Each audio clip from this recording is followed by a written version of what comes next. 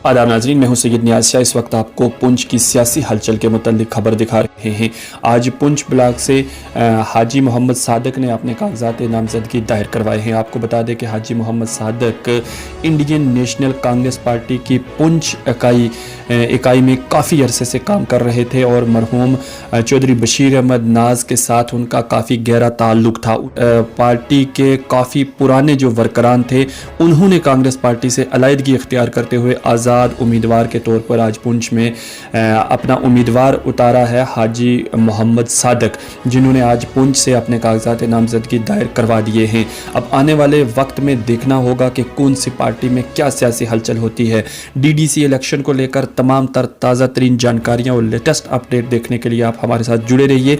आज देखिए पुंछ में किस तरह से कांग्रेस पार्टी में पड़ी दरार और आज़ाद उम्मीदवार के तौर पर कांग्रेस पार्टी के पुराने वर्करों ने भरा अपना फॉर्म। हमने इसलिए कांग्रेस को छोड़ के आज़ाद उम्मीदवार की हैसियत से काजी साहब का फार्म भरवाया कि हमें पूरा यकीन था कि काजी साहब पुंछ में कांग्रेस में सबसे सीनियर मोस्ट आदमी हैं और इनको मैंडेट जो है ये पुंछ ब्लॉक का मिलेगा। लेकिन वो भी जो यहाँ के नुमाइंदे थे उन्होंने अपने पास रख लिया और पार से खुद अपनी बेटी को दे दिया और लॉरेंस से जो है टिकट जो है वो रख ली अपनी जेब में। रात के 11 बजे जो हाई कमान ने टिकट दी थी वो हमें रात के 11 बजे पहुंचाई। तो इन चीज़ों को देखते हुए कि जिस वक्त जमात ऐसे खुद गर्ज लोगों के हाथों में आ जाए तो उस वक्त इंसान को फिर कमर बस्ता होना पड़ता है और आगे मैदान में आना पड़ता है। हमेशा आवाज़ उठती है नाइंसाफ़ी के ख़िलाफ़ उठती है।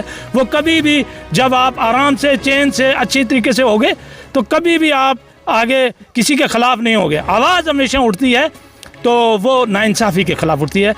हाजी साहब के साथ और हम जो सारे उनके साथी हमारे साथ नाइंसाफ़ी हुई, उस नाइंसाफ़ी के ख़िलाफ़ हमने ये आवाज़ उठाई। और अब ये सिर्फ एक आवाज़ हाजी सादक साहब की नहीं है बल्कि खनेतर से लेके सलोत्री तक और खड़ी तक जो हमारे लोग हैं उनकी ये आवाज़ है।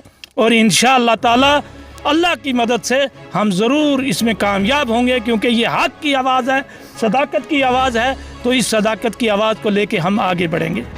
और पुंछ डिस्ट्रिक्ट में सबसे अगर कोई सीनियर मोस्ट आदमी है तो वह हाजी साहब हैं कांग्रेस के। और बशीर नाज साहब थे, चलो खुदा उनको जन्नत नसीब करे, वो तो गुजर गए। उनके बेटे को इग्नोर किया गया। फिर आप ये देखो कि ये हाजी साहब, मैं इनका अजीज़ हूँ, इसी गाँव का हूँ, इनके हाथों में बड़ा पला हूँ। कोई बच्चा कोई आदमी अगर इनको फ़ोन करता है ना रात के 1 बजे ये फ़ोन अटेंड करते हैं और कॉल बैक करते हैं क्या प्रॉब्लम है।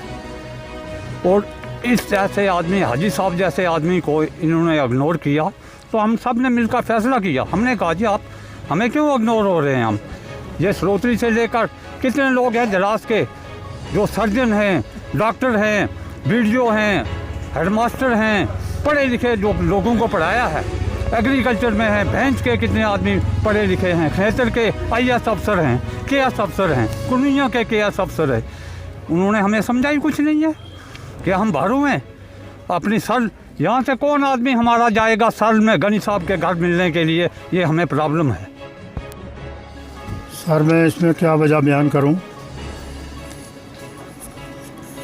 दिल जो है वो दुखी है क्योंकि हमारे साथ जो नाइंसाफ़ियाँ हुई हैं, हर वक्त जिस वक्त भी हमारा हकूक़ छीनने की कोशिश की, यहाँ की जो नुमाइंदगी है कांग्रेस पार्टी की उन लोगों के हाथ है जिनको इंसाफ नहीं है।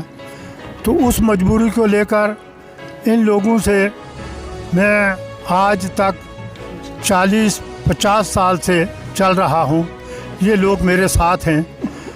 आज अगर मैं इनकी रहनुमाई ना करूँ, इनके हकूक़ को मैं अपने ब्लॉक से निकाल कर दूसरे ब्लॉक में भेज दूँ, ये मेरे ख़्याल में ये मेरी तरफ से भी इनके साथ ज़्यादती होगी। लेकिन मैंने कोशिश की, मैंने लड़ाई लड़ी और इंशाअल्लाह खनेतर से सलोत्री तक मैंने अपने साथियों से मशवरा किया। मैंने उनको ये ऑफ़र दिया कि मुझे ये नहीं है कि मैं ही इलेक्शन लड़ूं, कोई भी साथी किसी भी जमात से तल्लुक़ रखने वाला किसी भी कौम से तल्लुक़ रखने वाला, किसी भी मज़हब से तल्लुक़ रखने वाला, वो जो सलोत्री से लेकर खनेतर का, वो आके आगे अगर इस आवाम के साथ इनके हकूक़ का तहफ़्फ़ुज़ करेगा, मैं इंशाअल्लाह पहला शख्स हूँ कि उसके साथ कमर बस्ता होकर उसका साथ दूँगा। लेकिन वो बात मेरी जो है किसी ने ना मानी, इसलिए मुझे मजबूर होकर मैंने इन लोगों के कहने पर इन लोगों ने मुझे मजबूर किया।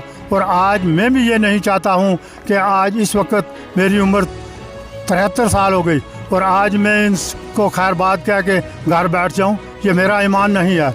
जब मैंने इन लोगों के तहफ़्फ़ुज़ के लिए पूरी ज़िंदगी खर्च की और आज अगर मैं इनको जवाब देकर घर बैठ जाऊँ तो मेरे लिए ये भी मुश्किल है।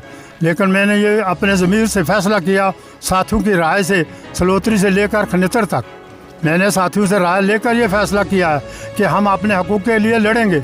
इज़्ज़त ज़िल्लत अल्लाह के हाथ में है, कौन जीतता है कौन हारता है, जो फ़ैसले जो है अल्लाह के हाथ में है, ये हमारे हाथ में नहीं है। हमसे सब लोग अच्छे हैं, लेकिन अपना हकूक़ के लिए हम लड़ेंगे, अपना हकूक़ ज़ाया नहीं जाने देंगे।